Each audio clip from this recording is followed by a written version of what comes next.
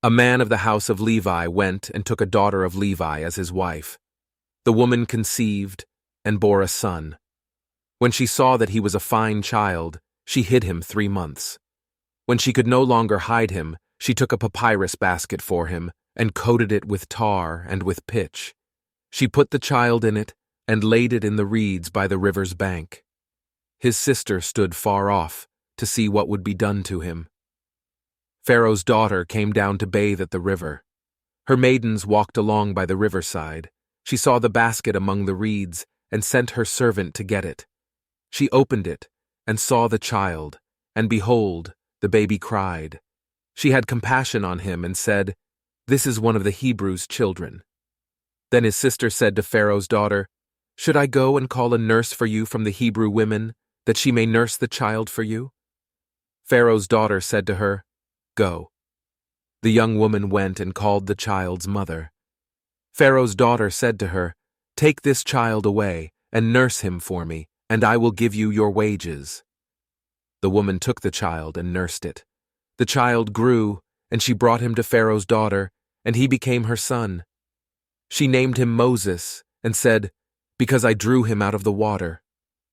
In those days, when Moses had grown up, he went out to his brothers and looked at their burdens. He saw an Egyptian striking a Hebrew, one of his brothers. He looked this way and that way, and when he saw that there was no one, he killed the Egyptian and hid him in the sand.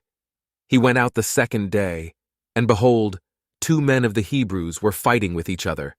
He said to him who did the wrong, "Why do you strike your fellow?" He said, "Who made you a prince and a judge over us? Do you plan to kill me as you killed the Egyptian?" Moses was afraid and said, "Surely this thing is known." Now when Pharaoh heard this thing, he sought to kill Moses. But Moses fled from the face of Pharaoh and lived in the land of Midian, and he sat down by a well. Now the priest of Midian had 7 daughters. They came and drew water, and filled the troughs to water their father's flock.